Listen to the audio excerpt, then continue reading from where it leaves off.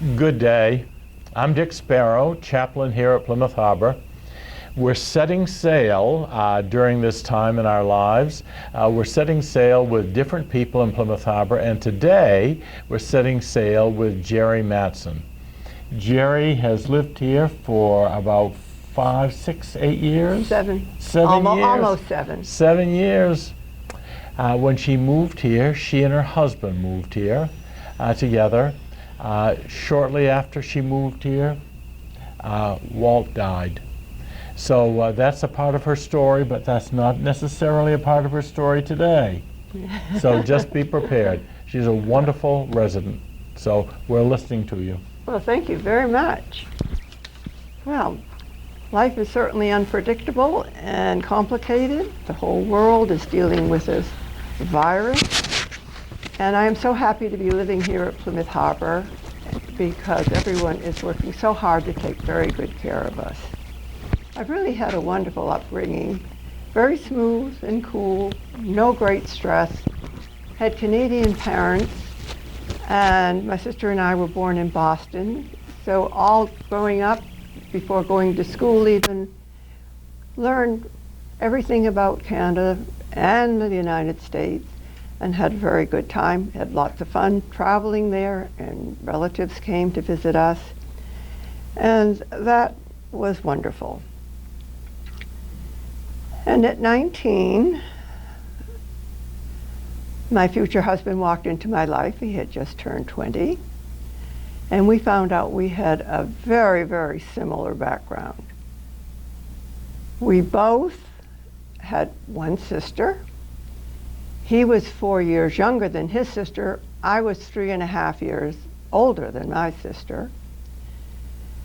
We had moved around a lot when we were young, going to different schools because our dads were always going to be transferred.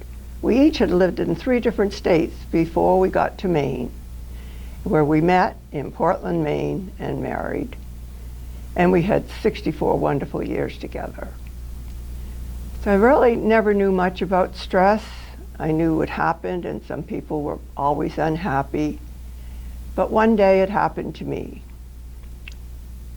I had one sister, younger than I was, and she called me one day to tell me she had Lou Gehrig's disease. Now I knew what that was, and she was very cool and calm and collected. I was not. She was a nurse. She had taken care of patients with Lou Gehrig's disease. Her husband was an orthopedic surgeon, and she had trouble for the previous 2 years with muscles, and she knew all about these things, and I think she really knew that this is what it was going to be. But all she said to me in that phone call, and I might get over this, I just hope it's not one of the ones I didn't want to have, and I didn't think anything more about it. But I really think she knew, and I think he knew. So I visited her as often as I could. They lived in Rochester, New York, and I lived in Stamford, Connecticut, an 8-hour drive. And I was there the day she died, and at her bedside. And I had never seen in my life anything so horrible as that disease. So that was the biggest stress in my entire life. And I'm glad to say that it's been a very happy one. But I have a cute little story I'm going to share with you. My birthday was March 10th, and it was a Tuesday. And in February, my granddaughter, who lives in Tampa, told me she'd like to come and help celebrate my birthday with me. And I said, fine, anytime. She called on Saturday afternoon about 4 o'clock and said, we'd like to come tomorrow. I said, fine. So they came the next day, got there at 2:30, and my little great-granddaughter was just smiling from ear to ear when I answered the door and said, I baked you a birthday cake. And she has a new baby brother, only 5 months old, and there was this big carriage, supposedly with that baby in there, just full of boxes and bags and games and all kinds of things.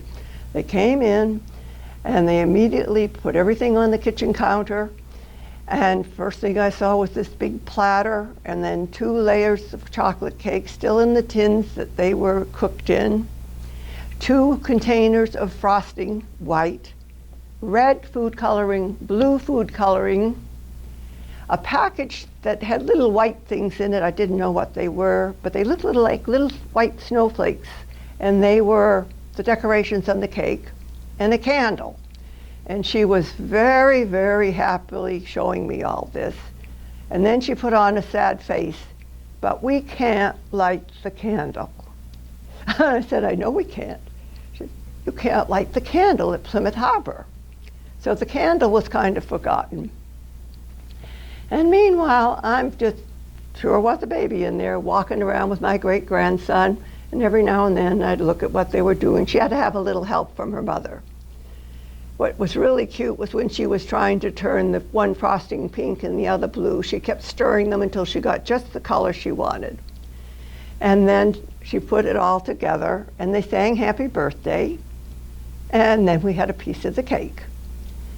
So I'm talking with my granddaughter, and the baby's napping, and Jaden comes and she says, well, you know, great-grandma, we play games at birthday parties.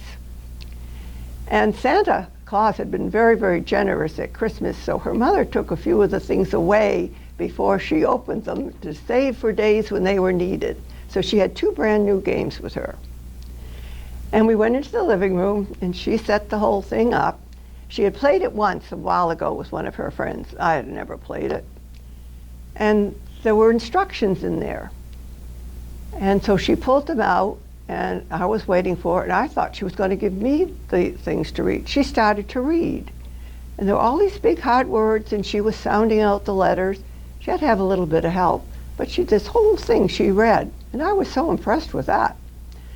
So then we started to play, and it was so much fun. We laughed, we made mistakes, we had to do it over.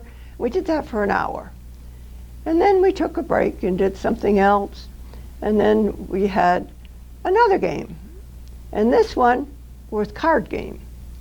And on these cards, there were pictures of animals and fish and birds. And she laid them all out on the table upside down so you couldn't see what they were. And we each all took a turn of picking 2 at a time. And if we got a pair, like 2 bears, 2 fish, we got some points. But we had so many laughs because we would get like a zebra and a lion. It was very hard to get to that match. That only lasted about 15 minutes. But it was a very fun day. We had dinner, a little bit more birthday cake for dessert. And it was time to go, and they packed up again. And the baby was just adorable. I had a wonderful time with him.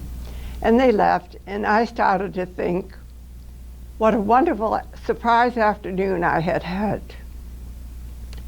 And what will this world be like when Jaden turns 87? I do hope she has a great granddaughter that will bake her a birthday cake. By the way, the chocolate cake was delicious.